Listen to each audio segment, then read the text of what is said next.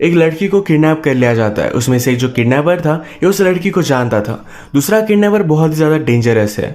उस वजह से इस मूवी में बहुत सारी कॉम्प्लिकेशंस होती है। हेलो फ्रेंड्स, आज मैं आपको किडनैपिंग स्टेला ये 2019 की एक थ्रिलर जर्मन मूवी एक्सप्लेन करने वाला हूँ। इसके अलग अलग सिचुएशन आपको हमेशा आपकी सीट के एज पर रखेंगे, तो अंदर इस वीडियो को जरूर देखिएगा। अब बिना किसी देरी के एक्सप्लेनेशन स्टार्ट करते हैं। मूवी स्टार्ट होती है और हम दो लोगों को शॉपिंग करता देखते हैं, पर ये शॉपिंग बहुत ही अजीब तरीके से थी। इसमें ड्रिलिंग के सामान थे, एक रूम को साउंड प्रूफ करने के लिए बहुत सारा सामान इन्होंने बाय किया। घर में आने के बाद इन्होंने एक रूम को साउंड प्रूफ क्रिएट कर दिया, उसमें एक बेड भी लगा दिया। जंगल में एक लोकेशन के पास जाकर उसे वो मार्क कर आते हैं। उनके पास एक फैन थी जिसे भी वो फिर से साउंड प्रूफ बनाते हैं। इनके बैग में हम देख सकते हैं कि रस्सी, पट्टी, इस तरीके की चीजें थी। ये दोनों फिर रेडी हुए, अपने वैन में एक जगह पर वो नजर रखते हैं। इन्होंने अपने मास्क वगैरह पहने और एक लड़की जब यहाँ से जा रही थी तो उसे वो किडनैप कर लेते हैं। गाड़ी में ले जाकर उसके हाथ पैर बांध देते हैं। लास्ट सीन्स में हमने इनका जो प्लेस देखा था, जिस रूम को इन्होंने साउंड प्रूफ बनाया, बेड लगाया, इस रूम में उन्होंने इस लड़की को डाल दिया। हैंडकफ्स वगैरह लगाकर इसे वो पूरी तरीके से बांध देते हैं। उन्होंने उसके थोड़े से कपड़े निकाले और उसके फोटो ले लिए। जबरदस्ती उसे दूसरे कपड़े पहना देते हैं।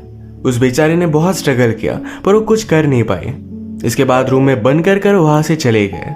एक किडनैपर थोड़ी देर में फिर से उस लड़की के पास है। वो कहता है, तुम्हारे फादर का नंबर और ईमेल मुझे दो, तुम्हारे बदले में हमें बहुत सारे पैसे चाहिए। अगर उन्होंने दे दिए तुम बहुत ही सही सलामत रहोगी। थोड़े टाइम में फिर से अपने घर पहुंच जाओगी। ये ईमेल एड्रेस नंबर लेने के बाद ये दोनों फिर से बाहर आए। इन दो किडनैपर्स में से जिसको ज्यादा एक्सपीरियंस नहीं था उसका नाम था टॉम, और जिसे बहुत सारा एक्सपीरियंस था वो प्रिजन बहुत बार जाकर आया था, इसका नाम था विक। विक टॉम से पूछता है, क्या तुम डर रहे हो? सब कुछ ठीक हो जाएगा। इन्होंने फिर स्टेला का मोबाइल लेकर उसे बंद कर दिया। स्टेला के फादर को ईमेल भेजते हैं जिसमें $2 मिलियन उन्होंने मांगे हुए थे। नेक्स्ट सीन में हम देखते हैं टॉम स्टेला के पास आया था। उसने उसे देखा और फिर से वो वापस चला गया। इसके बाद 1-2 दिन बीत चुके थे। स्टेला के फादर का अब तक कोई भी रिप्लाई नहीं आया था। विक टॉम से कहता है कि हमें उसे पानी वगैरह देना पड़ेगा। विक उससे कहता है, अब हमें तुम्हें खिलाना पिलाना पड़ेगा, इस वजह से तुम्हारे माउथ से मैं क्लॉथ निकालने वाला हूँ। अगर तुम चिल्लाए तो तुम्हें बेहोश कर किसी अलग तरीके से हम जिंदा रखेंगे। वैसे भी तुम्हारी चीख किसी को भी सुनाई नहीं देगी। ये पूरा रूम साउंड प्रूफ है। स्टेला ने इसके लिए नॉड किया। जब उसके माउथ से पट्टी निकाली जाती है तो जोर से वो चिल्लाने लग गई थी। फिर से उसका मुंह वो बंद कर देता है। विक ने उसे समझा कि हम 2 ही लोग हैं जो तुम्हें हेल्प कर सकते हैं, इसलिए चिल्लाओ मत। फिर उसे पानी वगैरह पिलाता है। कहता है कि अगर तुम्हें टॉयलेट की जरूरत होगी तो 1 नंबर 2 नंबर इस तरीके से हाथ से हमें बोल देना। स्टेला को टॉयलेट करना था तो अपने फिंगर से उसे वो बता देती है। यही पर बेड पर उसे करना पड़ता है। बेचारी बहुत रो रही थी। ये सारी चीजें करने के बाद टॉम को हम जरा डिस्टर्ब देखते हैं। ये बात विक ने जान ली थी। पूछता है, तुम खाना क्यों नहीं खा रहे? टॉम ने कहा कि मेरा मूड नहीं है। विक कहता है, तुम्हें सही तरीके से अपना ख्याल रखना पड़ेगा, वरना हम प्लान को अंजाम नहीं दे पाएंगे। टॉम फिर भी खा नहीं रहा था तो जबरदस्ती उसके मुंह में वो खाना भरता है। विक ने उसे कहा कि हमने सब कुछ प्लानिंग की है, सारी चीजें परफेक्ट हो रही है, पर फिर भी तुम अपने आप पर डाउट कर रहे हो। तुम्हें लगता है ये अनसक्सेसफुल हो जाएगा, इसी वजह से तुम खाना नहीं खा रहे थे। मेरे साथ बोलो कि हम इसे कर रहेंगे। टॉम भी यही चीज रिपीट करता है। विक के रूम से बाहर जाने के बाद स्टेला की फोटो देखकर वो सैड हो रहा था। उसकी तकलीफ उसे देखी नहीं जा रही थी। वो स्टेला से मिलने के लिए गया। वो उसे कहती है कि उसे पूप करना है, तो इस वजह से उसके हैंडकफ अब उसे निकालने पड़ेंगे। वो निकालता है, उस पर गन निकालता है, यानी कि वो कुछ कर ना पाए। स्टेला कहती है कि प्लीज उस तरफ देखो, वो इस तरीके से सब नहीं कर सकती है। उसने बहुत रिक्वेस्ट की तो टॉम अलग डायरेक्शन में देख लेता है। स्टेला ने बकेट लेकर जोर से उसे मारा, इससे उसकी गन नीचे गिर गई थी। स्टेला ने जल्दी से इसे उठा लिया। वो कहती है कि मुझे जल्दी से तुम्हारी कीज दो। टॉम उसके पास आ रहा था, उससे गन छीनने की कोशिश करता है, पर स्टेला ने गन को शूट कर दिया। यहीं पर उसका मास्क भी वो निकाल लेती है। वो एक्चुअल में टॉम को जानती थी। वो उसे देखकर सरप्राइज्ड हो गई। उससे पूछती है कि तुमने ये सब किया क्यों? टॉम कहता है कि तुमने मेरी जिंदगी बर्बाद की है, तुम यहाँ से नहीं जा सकती, तुम्हारी गन मुझे दे दो। स्टेला कहती कि प्लीज रुक जाओ, मुझे तुम्हें कुछ कहना है। पर इससे पहले टॉम ने स्टेला से उसकी गन ले ली। जल्दी से उसे फिर से वो बांध देता है। टॉम ने कहा कि ये सब तुम्हारा ही फॉल्ट है, तुमने मुझे अकेला छोड़ दिया था। उसने वार्न किया कि अगर विक को इसके बारे में पता चला तो हम दोनों को मार डालेगा। थोड़ी देर में विक फिर से वापस आया। अब तक स्टेला के फादर पैसे देने के लिए माने नहीं थे, इस वजह से अब विक के पास एक अलग प्लान था। तो टॉम से कहता है, कल का दिन जरा एग्जॉस्टिंग होगा, इसके लिए हमें रेडी होना पड़ेगा। अगले दिन वो स्टेला के रूम में जाकर कैमरा वगैरह लगा कर आते हैं। विक ने स्टेला से कहा कि अब हम तुम्हें सेडेटिव देंगे, इससे प्रोसेस बहुत ही ईजी हो जाएगा। उनका प्लान था कि वीडियो में लाइव स्टेला का फिंगर कट कर ये वीडियो उसके फादर को भेजेंगे, जिससे वो डर कर इन्हें सारे पैसे दे देंगे। स्टेला जब ये रियलाइज करती है तो बहुत ज़्यादा डर जाती है। उसके माउथ से पट्टी निकालने के बाद स्टेला ने कहा, ये फादर मुझे पता है कि हम दोनों बहुत झगड़ते थे, पर प्लीज़ मुझे बचा लो, मैं प्रेग्नेंट हूँ, प्लीज़ मुझे बचा लो। ये सुनने के बाद टॉम विक से कहता है कि वीडियो बहुत ही अच्छी बन गई है, अब उसका फिंगर कट करने की हमें कोई भी ज़रूरत नहीं है। टॉम ने स्टेला को बार बार बचा लिया। अगले दिन स्टेला को फीड करने के लिए दोनों फिर से वहाँ आए। विक उसे फीड कर रहा था तो स्टेला कहती है कि मुझे उस दूसरे से खाना खाना है। विक इसकी बात मानता नहीं है। स्टेला ने नीचे देखा तो कल उसने टॉम को शूट किया था तो उसके बुलेट का कवर नीचे पड़ा हुआ था। अगर विक को इसके बारे में पता चलता है तो ये दोनों ट्रबल में थे। टॉम इसके पास जाकर इसे उठाने की कोशिश करता है, पर विक कहता है कि तुम ये कर क्या रहे हो, उसे पास आने नहीं दे रहा था। स्टेला का खाना हो जाने के बाद बुलेट कवर के पास स्पून पड़ा हुआ था। इसे उठाने के बहाने टॉम इस बुलेट कवर को उठा लेता है। बाहर आने के बाद विक ने टॉम से पूछा कि तुम नर्वस लग रहे हो, ऐसा क्या हुआ है। टॉम कहता है कि ऐसा कुछ भी नहीं है। टॉम फिर जल्दी से टॉयलेट गया, बुलेट कवर को फ्लश करने की ट्राई करता है, पर ये फ्लश हो नहीं रहा था।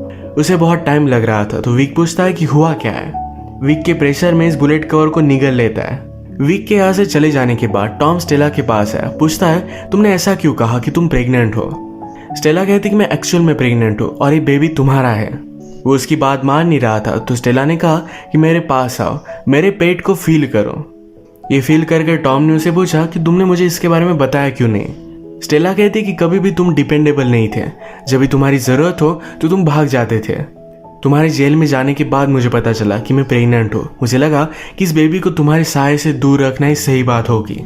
स्टेला पूछती कि तुमने मुझे ही क्यों चूज़ किया था। टॉम कहता है कि मैं और मेरा पार्टनर जेल में मिले थे, हमने वहीं पर किडनैपिंग की प्लानिंग की थी और मैंने ही तुम्हारा नाम सजेस्ट किया था।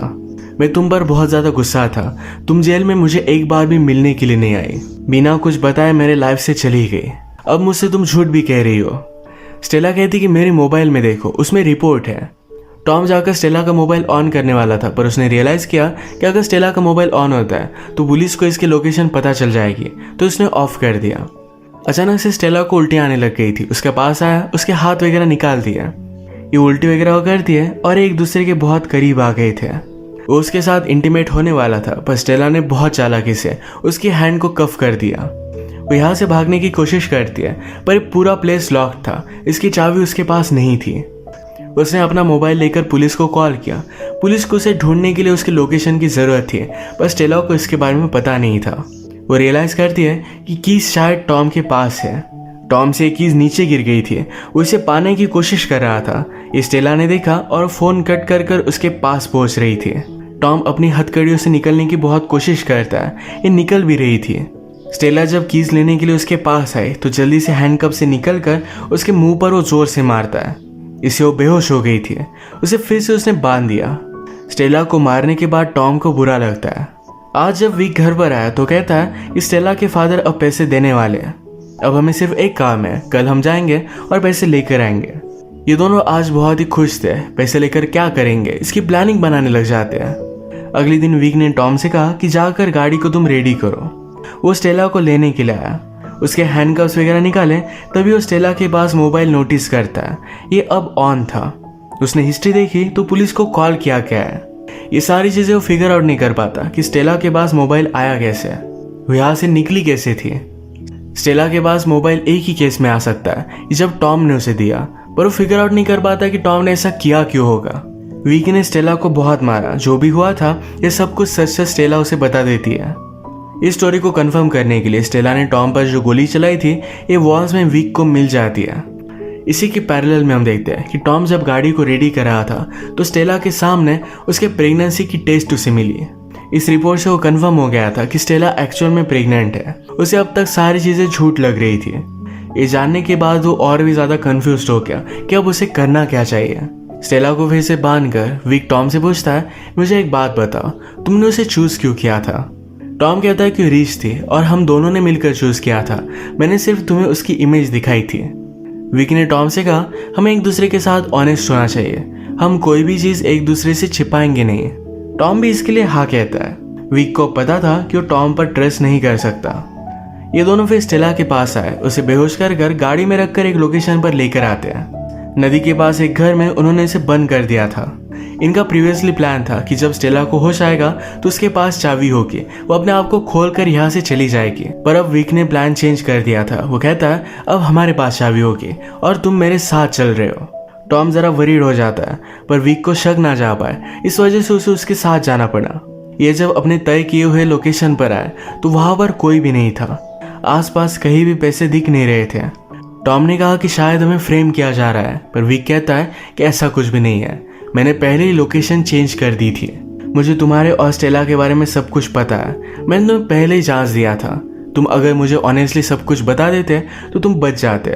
और स्टेला और इसके बच्चे को मैं मार दूंगा और इसकी जिम्मेदार तुम हो।